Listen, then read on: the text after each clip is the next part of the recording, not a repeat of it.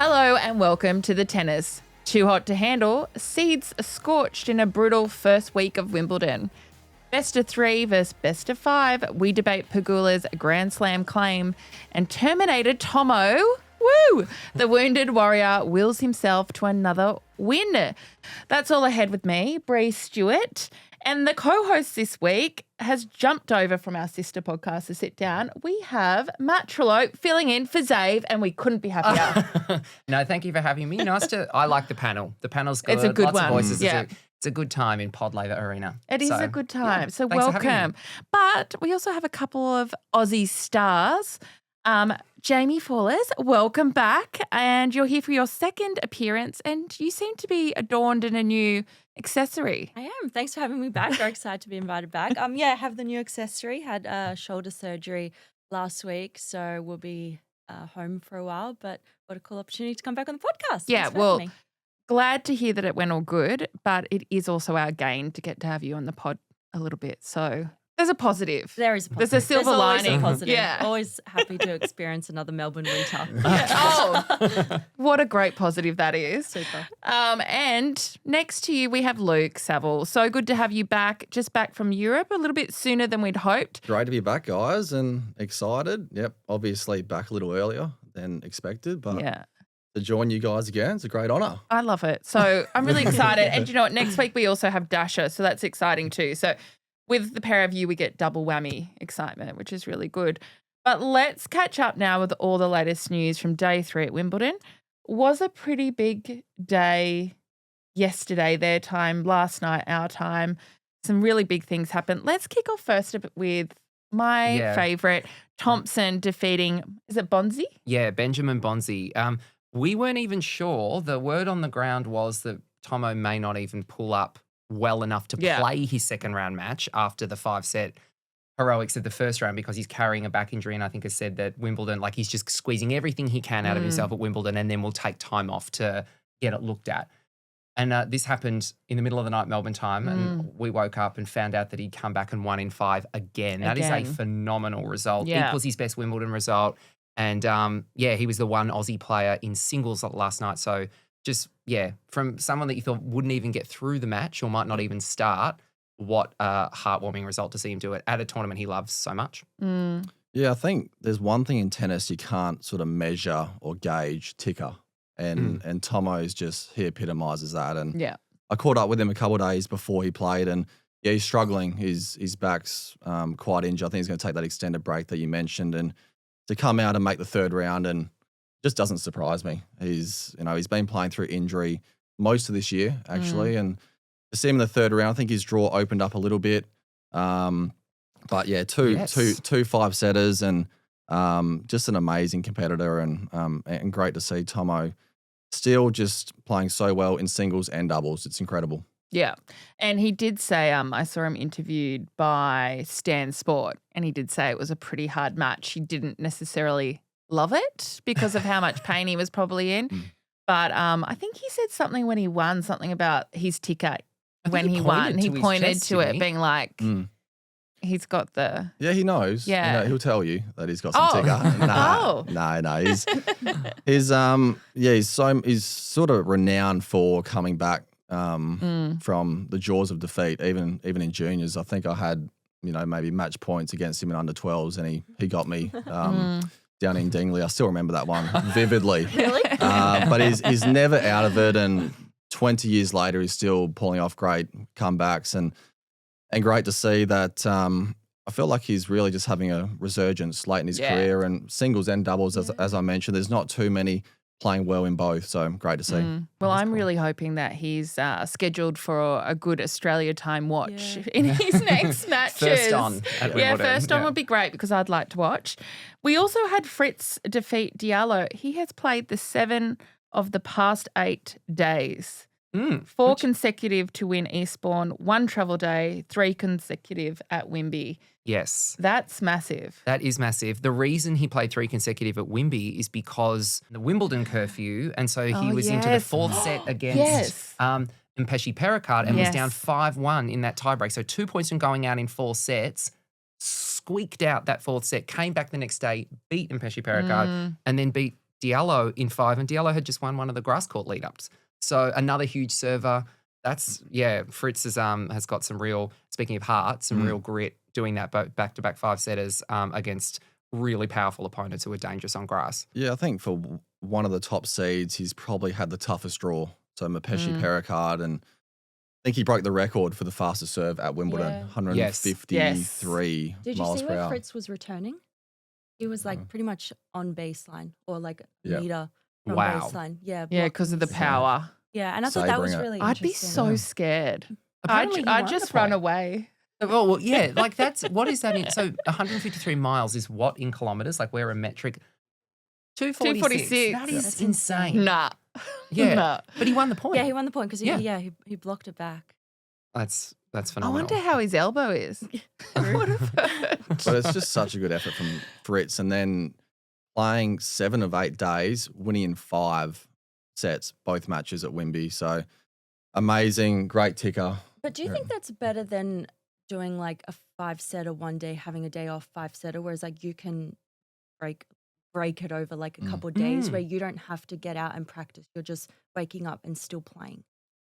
Yeah, I mean, I think it was 2 sets all, wasn't it? And then he came out and played the 5th set, and I'm sure he probably would have rathered a rest day after, winning Eastbourne the week before. But, as you sort of mentioned, staying in the rhythm is probably something to value as well. And a great comeback there. And I think Mapeshi Pericard, little fun fact, who was one of maybe the only person to lose in 5 sets at the Aussie Open this year and not generate 1 break point. So it's He's done that twice he definitely he definitely serves some rockets and takes some cuts on returns, and they don't always go in. So great effort from Fritz. Yeah, totally. And then we've had the Brits cause some big upsets as well overnight. So Raducanu defeated Vondrousova 6-3, 6-3. She was the 2023 champ. And Norrie defeated Tiafoe, the 12th seed, 4-6, 6-4, 6-3, 7-5. When I went to bed last night, I thought Tiafoe had it in the bag. When I woke up and realised that he had lost, I was quite shocked by that as well. And Raducanu beating Vondrousova was not on my bingo card either. Well, it was that actually, I debate whether that's an upset, Raducanu beating Vondrousova, just because they're both Grand Slam champions. They've both been in the top 10. Raducanu's got a history of playing well at Wimbledon. And Vondrousova peaked too early. Her history, no, this is the thing. Everyone's like, she always comes and does huge results when no one's expecting it, but she won Berlin. So she was coming in as a tournament favourite. We had people we interviewed that said Vondrousova's their pick to win the whole thing again. Well, she's never been in that position in her life. Everything big she's done has come when no one predicted her to do it. So if you beat Sabalenka to win Berlin and you're on centre court, you're a favourite now. And she got beaten in straight sets against a player that's been there and done it herself before. I feel like Vondrousova, 2023 champ. And I think exactly what you said. Sometimes players play better when they're away from the limelight. No one was expecting her to win that one, and now coming in with form on centre court, now there's expectations. So I think Raducanu, she definitely is destined for a run here. And Cam Norrie been struggling a little bit the last probably 12 months or so, but he's been less on the radar for a bit, hasn't he? Less on the radar. I think he slipped to almost outside the top 100. And the thing that I love about him, former semi-finalist at Wimbledon, but just plugs away, just keeps ticking away. And grinder. I think he's probably close to 30 now and just still working as hard as ever. And I feel like it just shows that if you keep your head down and keep working hard, that the results might not initially come, but you've just got to trust the process and trust that the results will come. And I feel like he's testament to that. And he did a bit better at Roland Garros this year as well, didn't he? 4th round. Yeah.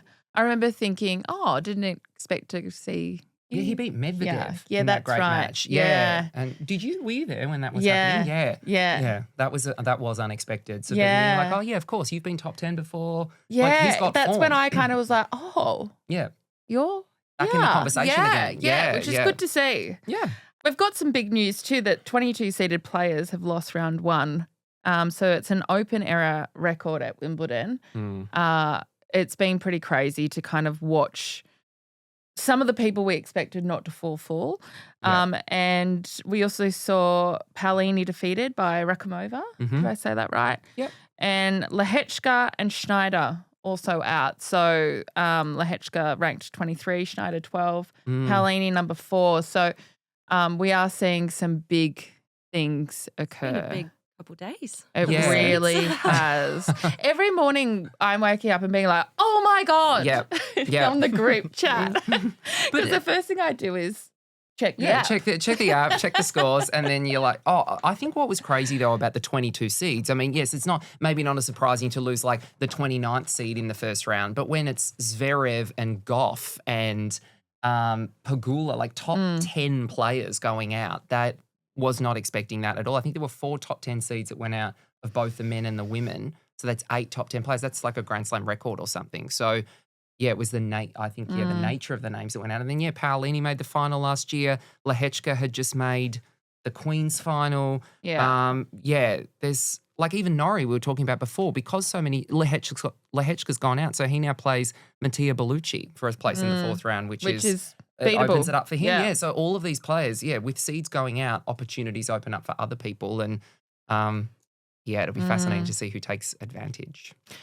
We will talk more on that because I think, Jamie, you might have some elements of that on what caught your eye. But Matt, would you like to give us an Aussie update of what's been happening just here? Just here, just over the page if you follow the agenda. Yes, so 17 started in the main draw. Did you guys know this was the best since 1995? I did see that. Yeah, that's so good. That's crazy. So 30-year Go high. Australia. Go Australia, helped by what you'll talk about, Luke, Roehampton, 4 of them qualifying to join. And we know what, but Jordan was the only one to survive on day one. A lot of our players had some really tough. My joint had to play. Oh, sorry, she was day 2, but there were players that were drawing seeds, and there were some really tricky draws. Talia Gibson had Osaka. There were understandable defeats. But then we kind of recovered on day 2 and got 4 winners through. Kasatkina, De Minaur, Hijikata, and Vukic. For Vukic, that sets up a second round match with world number 1 Jannik Sinner, which will be incredible, an incredible opportunity. But not the best draw. Not the best draw. And there's better ones out there. There's better ones out there. Yeah. Hijikata, you could say, maybe better, but he's got Ben Shelton, the 10th seed next. Also tough. Also really, really tough. Who Alex Bolt played first round. Yes, and pushed him quite tough. Played well. Yeah, he did. Yeah, so maybe maybe Rinky can get some tips off Bolty. I'm not sure if that's how that works, but you never know. It wouldn't hurt. Kasatkina has Arena Camelia Begu in round 2. She's our highest ranked Australian female player. She's 16th seed and has a history of doing well at Wimbledon. So, interesting to see how Dasha could go. And Alex De Minaur next plays Arthur Cazot, who beat in 5 sets Adam Walton in the first round. So he's showing all of those Australians that were in the draw. They had the potential to play each other. But Demon looking a bit better after, taking a bit of a break and losing first round in Queens, coming back to a place where he's done really well and starting to find it again. So, lots. So, 5 still in singles. And we had some great winners in the doubles overnight. Maya Joint and Kimberly Birrell playing together. Saw that this morning. That's so good. But, that's a cool all-Aussie duo. Billie Jean King Cup teammates as well. So that's really nice. As you would know, Luke, like a huge Aussie presence in the men's side in the doubles, which is where we've had a history of doing so well at Wimbledon in doubles. So, lots of, even if the singles, less in the singles still happening, but still 5 there and lots to look forward to in doubles. So it's a pretty healthy picture in the first couple of days of the tournament. John Peers and Maddie Ebden will be playing tonight, and Rinky had a great win overnight as well, 11-9 in the... They saved a couple match points. 11-9 in the third set tiebreak. So he actually reached out to me because Lee Tu and I played those guys at the Australian Open. They sent me into retirement, so I was happy that Rinky... I was happy Rinky got some revenge. So, oh my God, I love that. Yeah, so I sent him a text saying it was my scouting that got him the win, of course. Obviously. Yeah, that's what I thought. You are a coach extraordinaire now. Some would say no, but in this case, yes. So it's great to see. We're obviously so strong in doubles, and to see Maya and Kim as well. And I think I'm not sure if Jordan's playing doubles as well. Well, that's got to be TBC, right? I would think so, with his injury. And in the third round of the singles is still his priority. So I guess we can wait and see on that one. But we're always very strong in the doubles. Well, that's all really exciting. I definitely will be tuning in tonight to watch de Minaur up against Cazaux. 8 p.m. Australian Eastern Standard Time, Channel 9, or check out Stan Sport. If de Minaur defeats Cazaux tonight, he could face Djokovic in the 4th round, which is a replay of what happened last year, which he obviously couldn't play due to his hip injury. But so far he's looking great, and let's hope he gets there, whoever his opponent ends up being. Yeah, definitely some tough names floating around in that section. Thomas Mahak is a very Czech player, 21st seed, could be his 3rd round opponent if you're kind of looking at who could come up. But yeah, Djokovic looming in the 4th round, which was, that quarterfinal that never happened at Wimbledon last year. That was a real shame for Alex that he never got that opportunity. Okay, so we're going to have a quick look at the fantasy draft and see where we're sitting. Guys, to fill you in, a couple of weeks back now, we did the fantasy, last week it feels like a couple of weeks, we did the fantasy draft between myself, Levi from our data team, who is a statistician, and Dan, who's one of our writers here. And he's not doing well. So we will run through where we're at in our fantasy draft. So Team Levi had Alcaraz, Sabalenka, Keys, and Bublik. Bublik is already out, which I think surprised quite a few of us with the run he's been having. Definitely surprising. Yeah, so I thought Levi had quite a good pick there. My team is Andreeva, Draper, Sinner, and Paolini, with Paolini out. And I am still impressed by my team, I'd like to say. Good I think team. I've done That's a a right. good team. It is a Been good unlucky team. there, Thanks, Paolini. team. Defending finalists. Yeah. Very unlucky. Yeah. And then Team Dan, who is currently in bottom place, is Rybakina, Djokovic, Goff, and Lehechka. And obviously he's lost Goff and Lehechka. So I'm going to ask all of you, which team would you pick? Your team, Brie. 100%. I thought so. Yours and Levi. Levi's is Yeah, great. Levi's is good. I think Lehechka and Bublik, that's pretty unlucky. I don't mind those as outsiders, especially Bublik winning Halle, Lehechka making the final of Queens. So Yeah. I think for being the 28th and 23rd seed, they're good outsiders. A little unlucky there. Paolini, as I said, defending finalist. So a little bit unlucky there. And Goff, I was expecting more. I was too. Yastremska's a tough first round, especially on the grass. And, you know, she plays aggressive. She plays big. And Goff. When she's on, she's on. She's very aggressive, very explosive. And She made grass, the semi-finals here.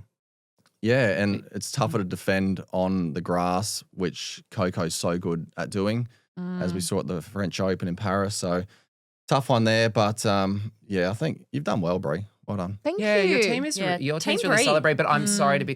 I would take Team Levi purely from a selfish perspective. Alcaraz and Sabalenka were both my I title know, picks. but he got the first picks. Exactly. Do you know what? It was Keys- not in my favour. Keys is a real, can't be under the radar. She won the AO, but she's in Sabalenka's quarter, so that would be a blockbuster quarterfinal if would they be. met. Keys so good on grass, so I think any of those three could win it. agree. So yeah. What about Andreeva? I wouldn't put Andreeva as a favourite ahead of Sabalenka or Keys. No, God, no. No. So no. Okay, cool. But Sinner, great one in your team. Draper's a fascinating one, don't we think? Like, we didn't actually get to see the full picture of how, well, he started off very well, but his opponent, Sebastian Baez, withdrew from their first round match. Yeah. But the talk about Draper was how will he cope with the hometown expectations, being a top 5 seed and being put on all these big courts for the first time. Looked good to start. So that would be a huge story if And he I went well. feel like the paparazzi are following him everywhere in Wimbledon at the moment, because we've seen all the photos that are everywhere of him like filling up his car with petrol. I'm like, I saw that. Poor bloke. Let him just put some petrol in the car, but also keep sharing the photos. Yeah. Because they're great. Keep winning for Team Brie. Exactly, Draper. Keep doing it. We just want to do a quick couple of shout outs for some players who potentially or have confirmed that they are playing their last Wimbledon. So Petra Kvitova, second-time champion, was handed a wild card. She lost to Navarro, and she will finish up this year after the US Open. So sad to see her career end. And then also Fabio Fognini, 38-year-old, hasn't won a match this season. Arrived on a 10-match losing streak. Yeah, he pushed Alcaraz to 5 sets in round 1. we did see him crying in the locker rooms afterwards. I believe this is his last Wimbledon, right? Alcaraz gifted him his shirt post-match for his son Federico, who quite likes Alcaraz. So it looks like that might have been his last Wimbledon from his actions that we watched. And obviously not yet, but Gael Monfils has rumoured that this might be his last Wimbledon. We're not sure of that yet because he did just, beat Humbert in a typical 5-set classic. But I mean, what a win in the first round in 5 sets against Humbert. Didn't he just make win. He's great on grass and he was a seed. Like, grass isn't Monfils' surface of choice, typically. No. He's more on, great at Roland Garros and on hard court. So I was really surprised by that result. It's just amazing how he's enduring at his age, still so good over 5 sets and can push the world's best players and beat them. I think it's staggering what he's doing. Incredible. Did you see the warm-up video? I think he was hitting with Svitolina, and she was just absolutely smacking the ball, and he's like shanking every ball, and she's like going fast, and he's just standing there just trying to warm up. I thought that was funny. I don't know. Well, maybe she got him into a groove. Probably. Yeah, I think they've been hitting this week because there was definitely one from overnight. I reckon they've been doing that more than once on the practice courts there. It's working for both of them. Right, let's move on to what's caught your eye. So this is our segment where we talk about the things that have caught our eye this week. Luke. Yep. Over to you. Well, obviously I was just in London, back a little bit earlier than expected. I was there with Dasha, who went down, but I was able to stay around and watch the rest of the qualifying. At Roehampton, as we know, is off-site. It's not at the All England Club. So how far away is it from the Old England? 3 or 4 Ks, about 15-minute drive. So there's something in that where, yeah, look, it's tough. You're not on site, but something very special when you do qualify and you earn that right to sort of go into the locker room and walk around Wimbledon. So I was there, and I feel like for me and my past experience, and Jamie can also talk to this, qualifying there 3 times, and I just have such amazing memories. And when Aussies qualify for Wimbledon, it's just something so special about it. And just walk around on that last day, and my good mate Lee too went down in 4 sets to Mannarino, but played very, very well. Mannarino's in the 3rd round now, and James McCabe also getting through, and that was great to see him. And another one of our very promising prospects, Talia Gibson, getting through. And I think the woman that she beat last round, got lucky loser, as in the 3rd round, beat Katie Bolter. So, was it Sarah? Fantastic win there. Wow. And Alex Bolt as well, my good mate, just grows an extra foot on grass courts. And as we mentioned earlier, played a great match against Ben Shelton, and Pre-Hon also getting through, saving 5 match points. So I think for me, it's just seeing Aussies qualify. I've got amazing memories. I remember my first year, I was playing on the end court and had about 15 Australians, coaches and players watching me. And in my 5th set, they were changing ends with me. That's so cool. So I sort of get goosebumps thinking about that. And I saved match points in 2 of my last rounds. So were any in 5?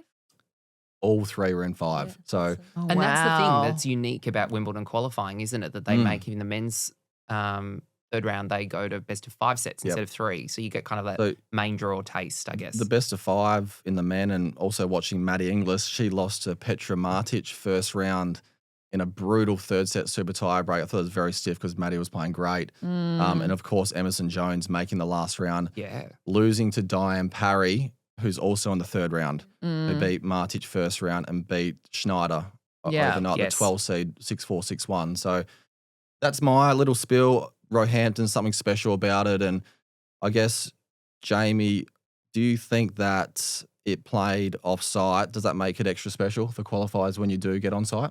Yeah, I think it does. There's just something about Roehampton where it's where you grind. It's where you get yourself through those 3 matches to be able to have the privilege to play on site, to be able to walk into the doors and be like, yep, I qualified for my 1st slam, my 3rd slam, my 5th slam. So yeah, it's always really special. And the year that I actually qualied, my younger sister came overseas and she came to watch me play that year. Oh, I love and that. I forgot to tell her that qualies isn't at Wimby. So we got there and we rocked up to Roehampton. I was like, oh, Chrissy, welcome to the cricket field. Like, this is where we play. And I was like, my goal this week is to quali to be able to take her on site, because I was very lucky. Like, I got to play juniors and played in main draw. So I got to play in the courts and be around that. But for her, like you watch it on TV and you're like, I would love to show her what it's like. So yeah, to be able to go there was really special, and to be able to win the 3 qualies matches and be like, okay, we're leaving the cricket field now. We're onto the big stage. So yeah, it also holds a special place in my heart. And yeah, that year I actually had to borrow Ellen Perez's shoes and her skirt. So I had shoes that were half a size too big, and then I didn't have a white skirt because I really wear white. So I had to borrow her skirt too, and I had a top that had like clay on it. So yeah. I love that. The place has really come along. It's much different now. There's a few centre courts. It's ticketed. So it's definitely a lot more official, if you like, there. And yeah, it starts to feel like an actual college slam. Yeah. And I feel like for me, it's so special because there's a real Aussie contingent there, even staff as well, a lot of Tennis Australia staff, and it's away from... Well, there's no one in the building right now, so I'm pretty sure they are still heavy or Rowie, and just when it's away from our shores and just seeing that, you know, Aussies getting around each other, that's what I find very special. And just the desperation as well. I was sort of laughing last round of qualies.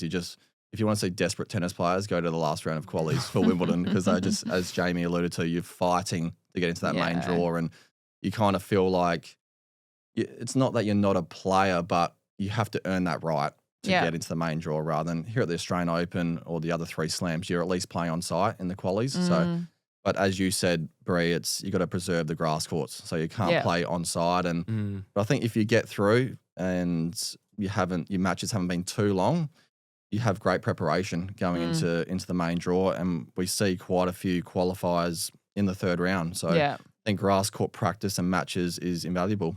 Yeah. And is it true you're undefeated at Roehampton? Is that the stat?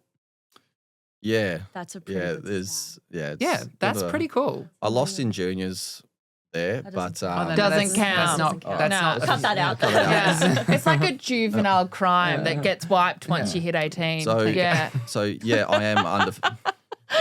Why do I know about that? So I am undefeated at Roehampton. That's good. Not many players could say that. That's unreal. So 14-0 because I qualified 3 times, and then I won a future there 2 years ago on the grass. Because I was thinking, how's it 14-0 because you qualified 3 times? But that's right. There's the other ITF tournament. I think it was days prior to this year.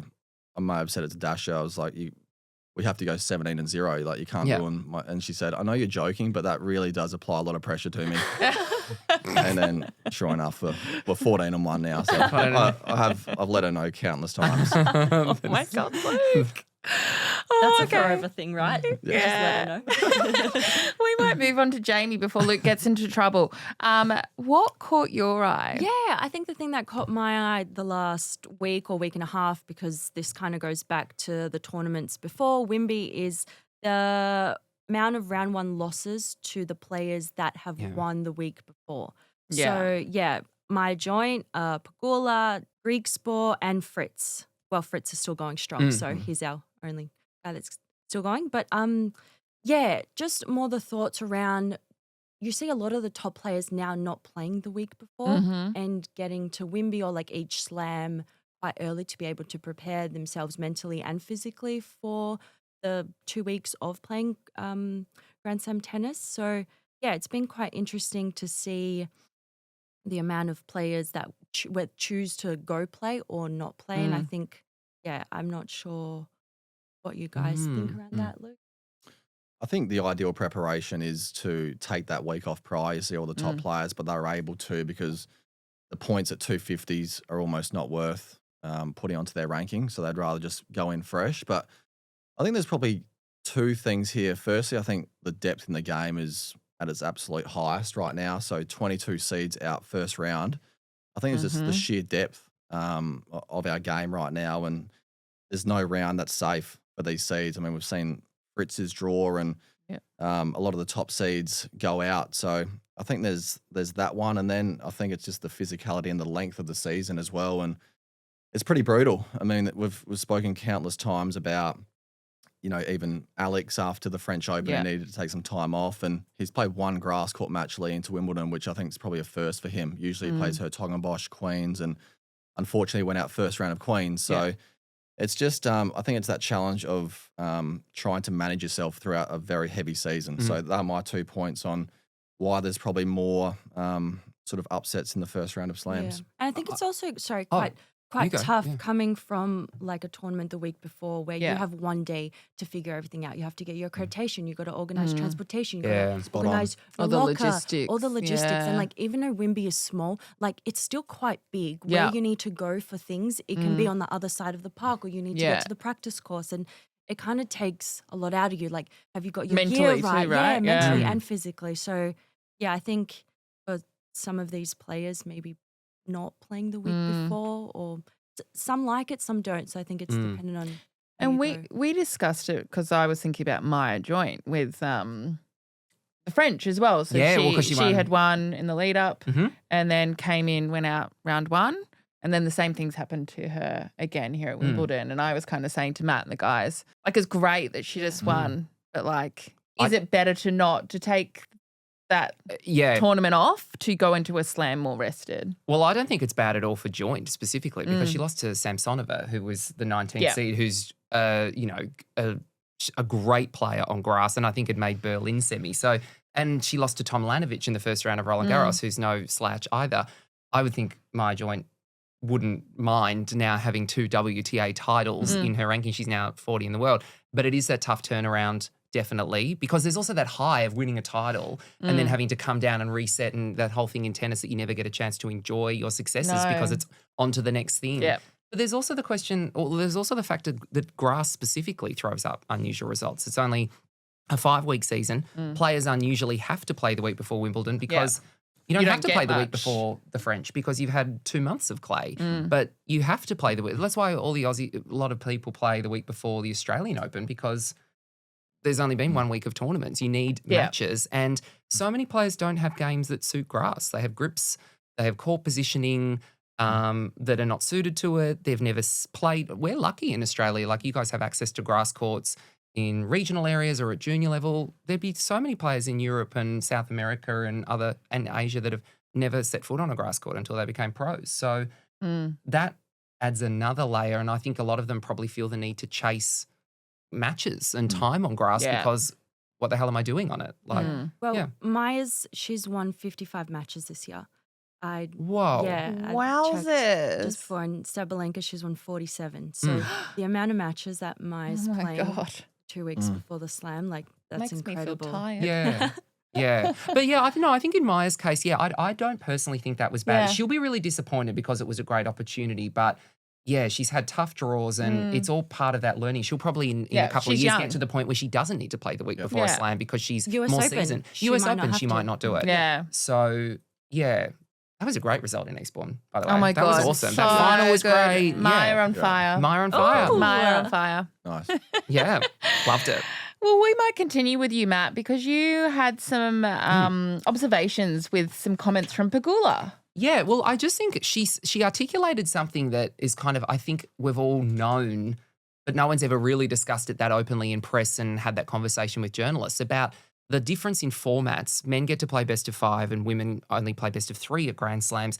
Actually, I think we have the clip of Jess Pegula talking about this following her first round loss to Elisabetta Cocciaretto at Wimbledon. Let's hear what she said. I think it's harder to win 2 out of 3 than it is to win 3 out of 5. And not physically, obviously, but I think it always is going to cater the better player in the long run if you're playing 3 out of 5. So I think you'd see a lot more upsets of top players if men played 2 out of 3 in slams. We're with 2 players that have played Grand Slams before. Best of 3, best of 5. What do you guys think when you hear Jess Pegula say what she said? Have you ever thought about that?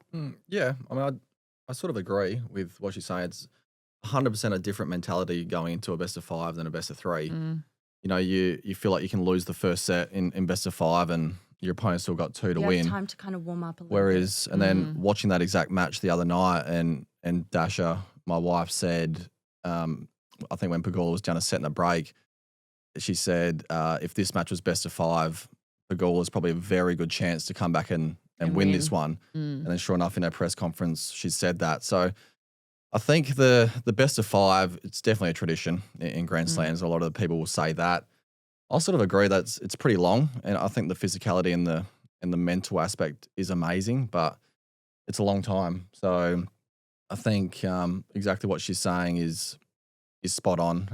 I think the women probably don't need to play 5. If anything, the men come back to best of 3. And I mean, if it was best of 3, I would have never qualified for Wimbledon. So I'm definitely a bit biased, but it would completely change everything. It would change a lot. Yeah, it would. Well, do you like the idea of playing 5, Jamie? Or like, what do you think when you hear Jess say that? I think I kind of agree with Luke, but my personal opinion, like I've always wanted to play best of 5, so I think that would be cool to have that opportunity to do it. But mentally, physically, I think it would be quite tough knowing how long my matches go for.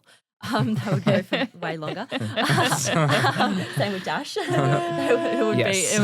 It'd be quite boring by the end of it. But yeah, I feel like also the low ranked players that are beating the high ranked players, they're not able to back up another win. And I think that could be part of it also. I don't know, like you kind of see a lot of these girls kind of beat a high ranked players where they can play for 60 minutes lights out, but then not be able to back it up again. And I think that's where in a 5-set match, someone that is high ranked would kind of be able to overcome that. Yeah. So I think we saw that with Alcaraz. I reckon that the match we discussed when he played Fognini, that went 5. Now, no one expected that to be as tight as it was. But Alcaraz talked about being very, very nervous, stepping out as that defending champion position on the first match of the day on Monday on centre court. And Fognini, and yeah, if that had been 3 sets, Fognini might. Well, according to the set, so Alcaraz won the 2 out of the first 3, so he would have won. Still won. But he might have been more nervous because he didn't have as much time, and he always had in the back of his mind, I just need to get it to a 5th set against 38-year-old Fognini who can't move as well. And we saw the final score. It was 6-1. He outlasted him physically. He wouldn't have had that advantage in 3 sets, and Fognini would have known, I only have to last 3. I can tree for 60 minutes, which he was kind of doing. He was playing great. Against a potentially more nervous Alcaraz, that result could have been different. But you hear everyone sort of say, for example, beating Rafa over 3, like best of 3 sets on clay is possibly doable. Best of 5 at the French Open, pretty much impossible. Yeah. I think it was impossible. Yeah. I don't think anyone beat him in 5 sets on clay. Yeah. I think maybe he was injured a couple of times, but I think that, and Djokovic as well, I don't think he would have had 24 slams, but you can go on and on, but I think these guys are so good over 5, and you can almost pace yourself a little bit, and you actually have to do that best of 5. If you come out, and I think my first couple of best of 5s, I was jogging out of the chair, I was sprinting, I was ripping come-ons in the first set, and I cramped by the 3rd set. So you've got to learn to actually pace yourself a bit. Yeah. It's a different way of going about it. I think we probably, like the idea of women getting boosted to 3 out of 5 is probably impossible from a scheduling perspective. Only until later in the tournament, though, when it's the final and the semis and you're not competing against anyone else on the schedule, it's your day. Maybe 3 out of 5 for the women. I'm not sure. Maybe not what Jess wants, but yeah, it was an interesting. I don't think it's going to happen though, is it? Because they'd want to. It would have to be a 3-week event. Yeah. Right? Well, if it was going to be 5, if it was going to be qualies. 5 sets all the way through, it would have to get an extra week. Yeah. That's a pretty big ask. But That's a big ask. Fascinating stuff. But It is. One to keep pondering. Maybe we could go and look at what the rankings would be if we just took the first 3 sets of all the men. Maybe let's not, because we might cause some dramas. But moving over to what caught my eye, I just, Stefanos Tsitsipas, greatly loved by the fans here in Australia. Very, very loved player here in Oz. But he did come out this week with a quote saying, I have a limit. I would definitely have to make a final decision of whether I want to keep going or not in the next few months. If I see this going the same direction, there's no point of competing. So he had to retire from his round 1 at Wimbledon. He has a back injury, which has been kind of on and off since 2023. We haven't seen him playing his best or playing to what I think everyone thinks his potential is for, I would say, quite some time now, maybe over a year.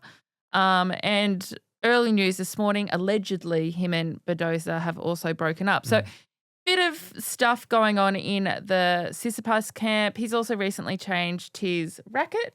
He's also changed his coach. He's now with Goran. Yeah, I think that's possibly a bit of an emotional few quotes there, straight after the match, and it's been disappointing. His season, no doubt, his worst since 2017, his debut season. So I think he won Dubai early this year with a Babolat racket, but now it's been blacked out. I think he's gone back to the Wilson, so there's been possibly I remember some stuff we're going on talking there. about that on the pod when that And- happened. Well, that sounds like weren't an we? interesting. Like you won a title with a new rack. Clearly, it was clicking.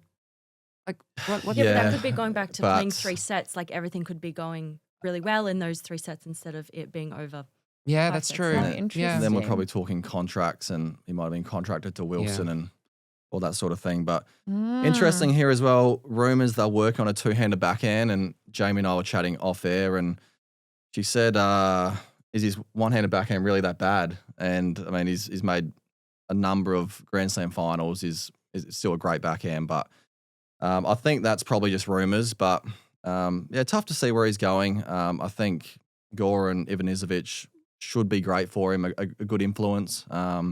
And I think tennis is better when Tsitsipas is up and running. He's I think so too. great for the game, and hopefully, most importantly, him and Badosa can work things out. And yeah, I would like them to work things out because I really like the content they do together. It's been really good. But it is just, you're right. He is a great character for the He's game. great. Like plays a really interesting way.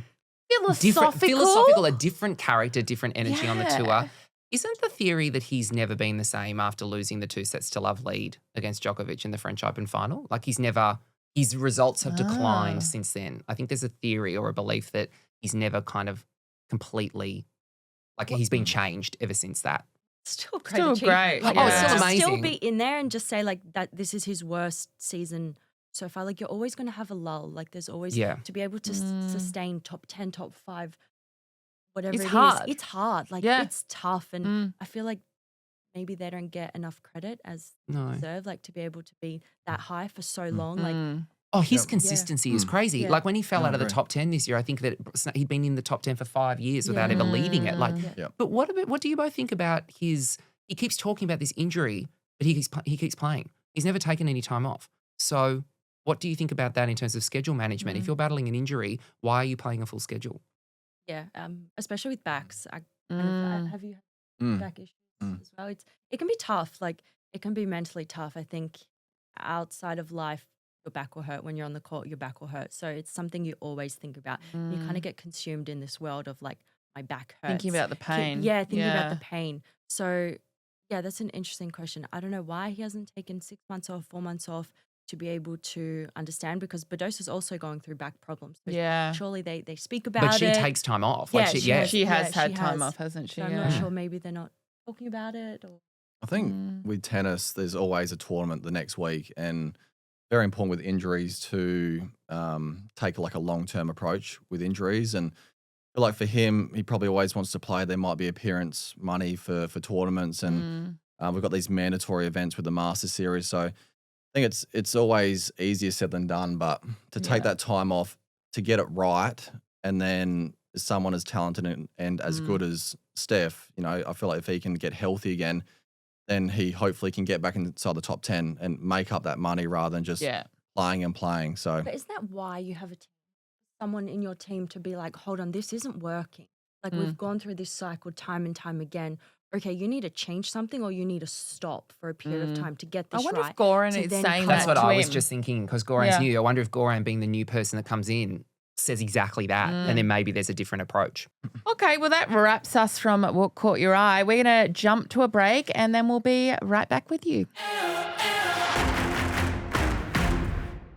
So we wanted to kick off with a little bit of a chat that is bubbling away. And Luke, you wanted to have a bit of a chat about, are we facing a mental health crisis on tour? yeah, I think, you know, obviously Dasha a few weeks ago came out and said she was coming home after Paris and just struggling with a bit of motivation and enjoyment. And I think since then there's been a few more sort of coming out, and Alexei Popyrin, Sasha Zverev after their matches, Casper Ruud a few months ago, Alex de Minaur a little bit after the French as well. So it comes back to a pretty brutal season, pretty brutal schedule, calendar.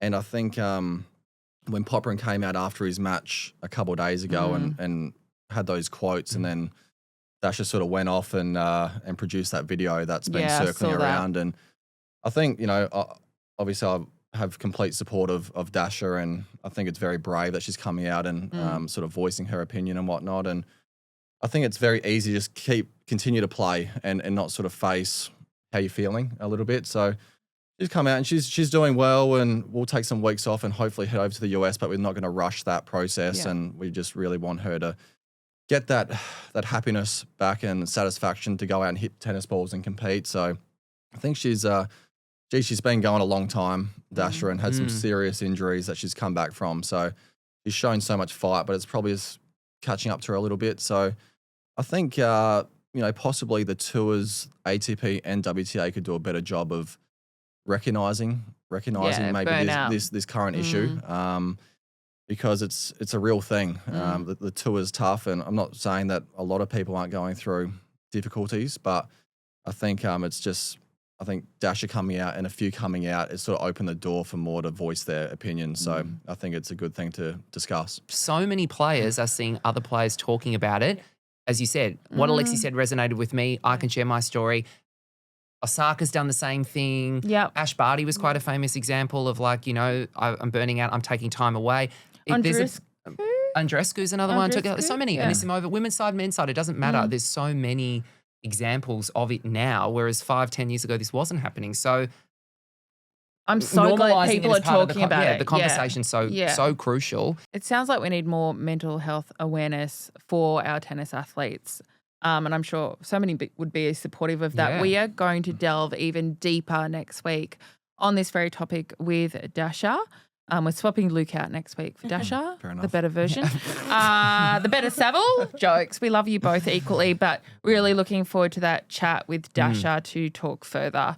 We're going to jump into my top 5. My top 5 has been really driven by Iga showing how many towels that she steals from Wimbledon. Now, I just saw at the end there, you've played Wimbledon just a couple of times. How many towels have you just put in your bag? Because I don't know how big your closet is at home, but there's about 6 in there. It's like a topic that no one ever talks about. Like, we love our towels, you know. Every time I come back from a slam, I think I have 10 friends and 10 members of my family wanting towels. So, sorry guys, sorry Wimbledon. That's so good. I love it. And then didn't she go on to say that she had towels, she needs a special room, a big linen press for all of her towels from all of the tournaments around the world. I actually love it. That's great. Do you know what's my friends when they're over, they'll be like, do you have any merch at the moment? My AO, I lost my AO, bottle. Do you have any more? And they come over because, we just end up with quite a bit. I'm like, yeah, cool, take this, take that. Anyway, so how are we going to do it? We've got 5 topics, so 5 areas that you would steal things from. We've got multiple choice, and you get to choose what you'd steal from the multiple choice. Love. Let's go. So the first one is centre court, the iconic stage. You found yourself courtside after play wraps up. What are you casually pocketing? A is a Wimbledon seat cushion, but you're stealing it as someone stands up. So when they turn around, they can't find it. Yeah. B, a few stray blades of the famous Wimbledon grass. So you're going down to the court and cutting some grass, popping it in a little whatever you want, a little glass container. C, a player's towel from the side of the court mid-play though. You know how they hang it over the court? Yeah. Yep, you're taking Risky. Would that get you These are all very risky things Probably. to do. Yes. But these are your choices. Yep. And D, a tennis ball that bounces into the stands. For our listeners, normally you have to hand that ball back. But you pretend you haven't caught it and you hide it. So you don't have to give it back. Even though there's cameras everywhere. Yeah. You could grab it. We would run. be getting in so much trouble for all of this. So which would you choose? Tennis ball. Yeah. That feels like a souvenir. Seat cushion. Yeah, I would. Yeah. I'd go seat cushion. I think the seat cushion. Okay. It's cool. They're quite handy too. Yeah. Do you know what? I've never wanted one more than at Roland Garros sitting on those wooden planks that they have you to sit on. Oh my goodness. Okay, 2. We're going to the hill now, which is called Henman Hill or Murray Mound. Depending what generation you're from. So you're soaking up the atmosphere with all the fans and you want a cheeky memento. So here's our options. A, someone has a Wimbledon deck chair and you steal it. B, an abandoned picnic blanket Oh. that is Wimbledon branded, a Wimbledon hat taken off someone's head, so that's number C, or D, a Wimbledon program laying idle on someone else's picnic rug? Deck chair. Yeah. Yeah. I'm leaning deck chair, but also as a person that loves the publication.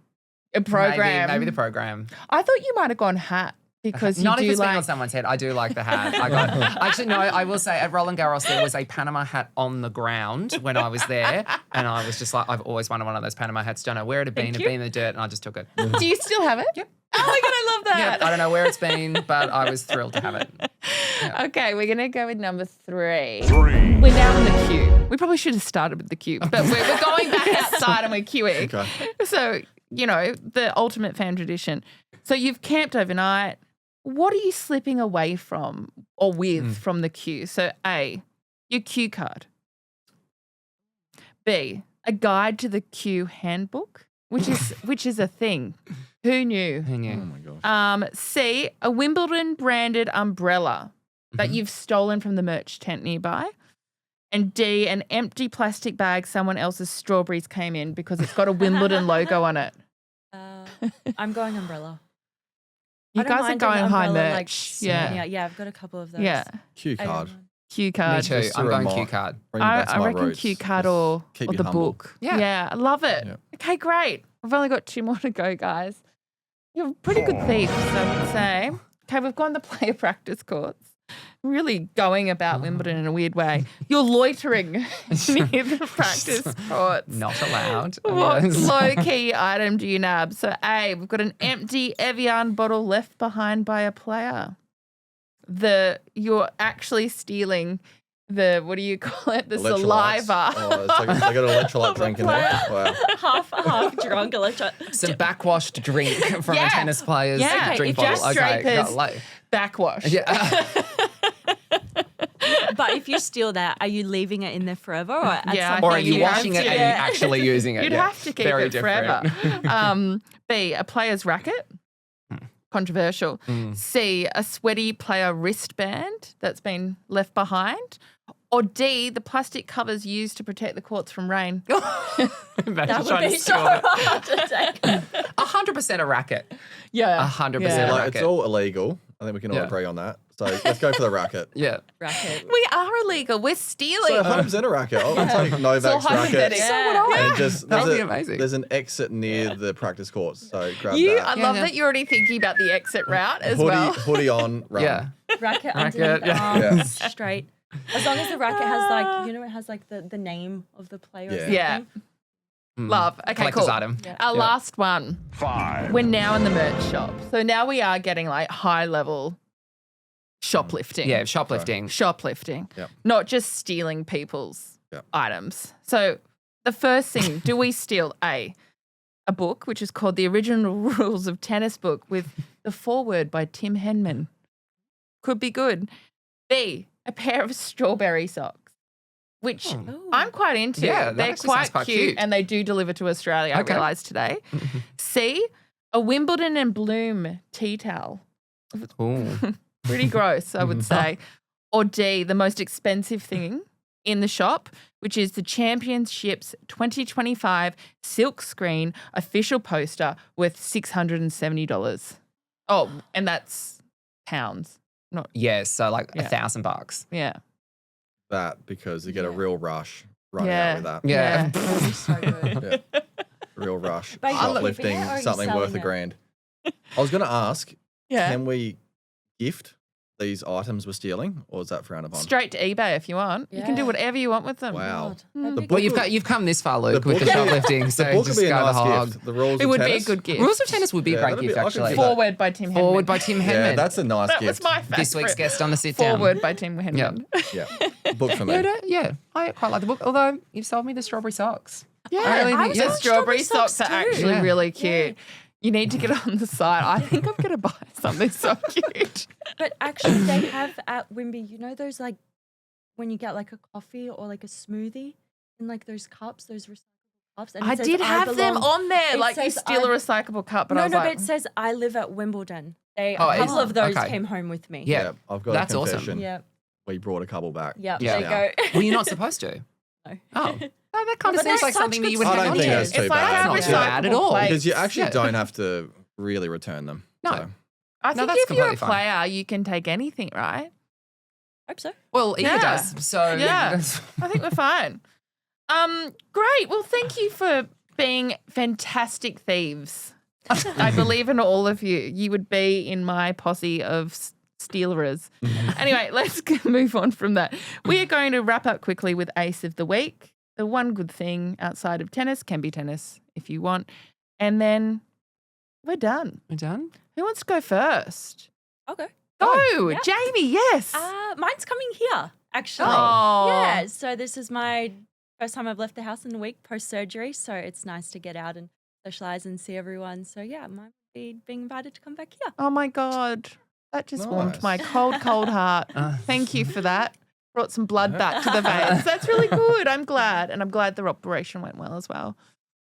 Yep, good to see you out, Jamie. You probably feel the tension between Jamie and I today. I gotta wear my scarf. We're just a little bit Yeah, we're a bit apart. like- Yes, actually. The This is going to be Carlton- AFL related. Carlton fan, Collingwood fan. So Carlton aren't flying, but we usually get up against the Pies. Even if we're 18th and the Pies are top, we'll get up for that game. So Are you going? I'm not going because I'm too scared. But You yeah, don't want to be in public That is, crying. for our international Yeah. listeners, Carlton versus Collingwood at the Yeah. MCG is one of the AFL Huge. blockbusters. That Yeah. is Mm. traditional rivals. How, How many many- expecting? How I many was about crowd? to say how many teeth will be in the crowd. But you could be getting like 80 or 90,000 to the MCG for that. That is a sporting no, event. it's always a great game, great rivalry. So looking forward to When's that one. that on? Tomorrow. Tomorrow night. Tomorrow Tomorrow night. night. Friday night. So Wimbledon or AFL will you be watching? I'll be at the footy with Wimbledon on. Yeah, Love great. that. Yeah. Save Sports me. of all So you sorts. might have to double screen Yeah. tomorrow night, it seems like. So is that your ace of the week that you might lose in AFL? Oh, I That is mean, coming up. I thought we weren't even doing one, to be honest. But you put me on the spot, so I got nothing. Matt? I'm just going to say, so it's my auntie's 60th tonight, which is always, that's a big milestone birthday. There's a big family dinner at Yeah. one of my favourite pubs in Melbourne, the Park. And that's, Oh, beautiful nice. pub. And, you Yeah. know, it's one of those ones, the dining room, the open fire. I love a cozy pub in Nice. winter. So Nice. that will be, I don't know, Palmer for dinner. Obviously Second a night in row. wild Yeah, night. wild night. Yeah. And then after that, home to watch whatever time I get home. Demon. Wimbledon will have just started. So, it'll be going straight into watch Demon. Yeah, cool. My ace of the week is that I'm just having a friend over for dinner on Friday night and we're doing I am cooking her some one pan dishes. So you know how I've sent you, Matt. Bree's an excellent cook. Genuinely. I am a good cook, but I'm also like a TikTok cook sometimes. And my friend has been wanting me to cook these like TikTok sensations. So I'm doing the potato chip charcuterie baked board, which is just potato chips. And then you put 3 different cheeses, meats, drizzle hot honey, and you put it in the Oh. oven. Yum. And I'm also doing the one pan gnocchi, which is where you, again, use 2 cheeses, you scatter it, then you place gnocchi around it, then you scatter a cheese on top of it, put it in, you end up with like this wedge of gnocchi and cheese. So we're coming to Yeah, yours it's Friday night. Yeah, and then we're running for all of Saturday because it's not healthy. Off air, we need your address. Yeah. So that's what we're doing tomorrow night. Just her and I. She's bringing her dog. My dog and cat will be there. We'll have a couple of wines and I'm going to cook her the That's things the best she's way been to spend wanting. that Melbourne Yeah. winter. Nice. Yeah. Yeah, so I'm Good looking baked forward food. to that. Yeah. Very nice. But that is the end of our show. It has been a meaty one. Thank you so much, Jamie Fawless and Luke Saville. We love Thanks, having guys. you. Great and fun. Yeah. we it will was see great. you soon. Yeah. And Matt, thank you for filling in for Zave. You are so much better looking, more knowledgeable, and nicer than Zave. Where is To Zave? everyone. He's in Fiji. Look at him. Yeah. Yep. He's in Fiji. He's been whinging about it. And I was like, mate, it's 8 degrees and raining here. Shut up. I think you'll be fine. Yeah, you're fine. You're fine. But we will see you next week. Thanks, guys. Thank you. Bye. Hey everyone, Harps and Andy here. Just want to remind you that you can watch every episode of The Tennis on our YouTube channel, Australian Open TV. And we have an email as well, podcast@tennis.com.au. If you thought the show was amazing or you thought it was terrible, we are keen to hear from you. We'll read it. So feedback, comments, whatever it is, get in touch with us at our email and we'll catch you on the next one. Catch you later.